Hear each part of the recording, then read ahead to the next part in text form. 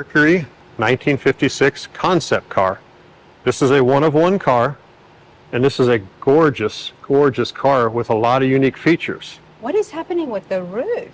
This would have been something they built to show special features that were probably coming up at the time. GM had the Motorama, Ford had the Stylorama, and then they also would take this around and they called the Vanorama. But if you come to the inside here and take a look, you can see it has kind of a Jetsons or a Buck Rogers. Granted, the Jetsons didn't come till early 60s, but you take a look at it, looks like a rocket ship type of thing around the gauges, the gauge pods. And they showed actually the butterfly windows up top, or you could call them, you know, remote T-tops. But as you come around the car, I mean, this is a big car. And how this come about is they just don't go pick a car start. They designed a third scale model in 1954 and 1955, and then they sent it over to Ghia, who made custom concept cars out of Italy, and they sent them a 1954 250 truck chassis and drive chain. They've made some changes on it, and they produced this car. It was sent back to America in 1955. At that point, they went ahead and did their paint work on it, modifications, and started, in a sense, displaying it to the outside world. What was the reaction? And if I could have you stand right there. This is something they would do, is they would take these to auto shows, whether it be Cleveland, St. Louis, or something like that. They would get a couple models to stand by the cars. Oh, I have seen pictures of that. Sit and kind of wave at them, which, you know, and get, in a sense, their attention to it. And this is such a heavy car, when we put the turntable on, we actually kind of have to help it. Now I really need to go back in time. Yeah. But you look at something like this, and as you can imagine, you know, this car would pop. It would definitely stand out. The colors are there. And the turntable you see on the ground, it was very similar to what they would have on the Stylorama and the Vanorama. Wow, this is beautiful. Do we know what came after this concept car? What was some of the... They would have been like the 57 Mercury Turnpike Indy Pace car would have came, the 57 Mercury Monterey that we just looked at, some of the changes on it. But this is a one-of-one concept car. One of one, because I mean these windows would have been it's such a different feature. Did they get carried on to some of the other models? Not really, but in a sense it was a neat design where as you open the doors, the windows would come up, and as you would shut the doors, they would come down. Oh, okay. But you look at just how big this car is. I don't even know how to open this car. There is no door handles.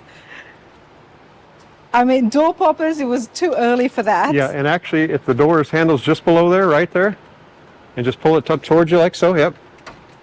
And we have the batteries unhooked, so you're not going to have it. But you look at the design in there. I mean, you really look at it, and they were really trying to go for, you know, making what a new age or new concept would be on a car. This is beautiful. And this is a heavy car. I can just feel from the door. I don't want to... I'm going to have you open the door just a little bit. Okay, I'm going to show you the unique tag to it. Right down there, it's a little hard to see, but it says XM 100. And I love the seats, they're so different. And not only that, everybody, check out the detailing here. Look at this stitch work. How could you not like this? Well, one thing It is a bit like the Jetsons car, isn't it? It is. Wow.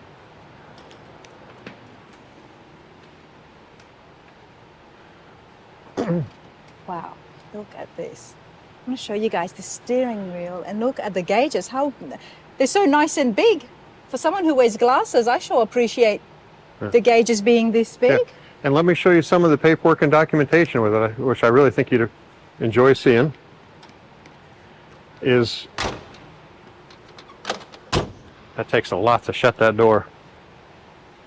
But this was featured in numerous magazines. Side exhaust, that old modern day resto mod cars these days, they're doing it, but look how, wow. We literally have a stack of magazines that this was in. This was just one of them here. You know, some of the history that this car would have from the concept, you know, to the drawing room floor, to being on some of the show circuit at some of the national shows. You know, and then you come over here, and we were talking about the the Vanorama, that's what it was transported in. That van and truck became a radio station in the mid-60s around the Detroit area and then disappeared after that. But And no one knows where it is. it probably got crushed, would be my guess. But that would be something, if someone knows, please give us a call. We'd be real interested in that. Okay. But that's kind of the, I know that the GM had the Motorama and then they had those future liners going around, but Mercury had their own. Yeah. And then Ford had it as well. Ford had the Stylorama. Stylorama.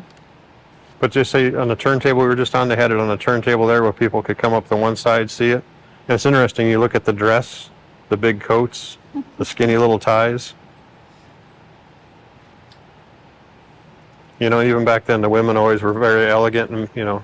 Absolutely. That's why the cars came out so nice. Well, you think about it in a lot of ways.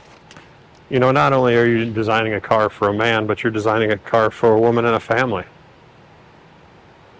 True. But this is something very different. And this was also one that here we had the absolute honor, I feel, of going to Amelia Island. And this one won. We were fortunate enough to win a specialty award, which is through the car manufacturers. And we see Mark, the owner, and his wife, Tatiana. That was on the show field. And what year was this? This was this year. This was just this year. Wow. Yes. Okay. But no, that's something that, as far as a car that's super special, I mean, it doesn't get much better than that. No, it really doesn't, because all I'm thinking about is, okay, the inspiration that would have come after this concept car, because that's what they were. It wasn't just to have the entire car like this, but it could be small features and elements that would be then applied to future models. Yes. This car was basically after 56 and did its touring, went behind one of the factories and just basically sat, in a sense, to rot. You hate to say that. A gentleman named Tom, and I'm probably saying his last name wrong, I believe it was Mazuka, out of Duluth, Minnesota, spent over 6,000 hours restoring this car. And we were able to purchase it from him last year, about June or July time. We did some wet sanding on it. We actually did a detail class out of it with Dr. Beasley's. And it was just, it's really neat to learn the history on the car. Oh, it really is.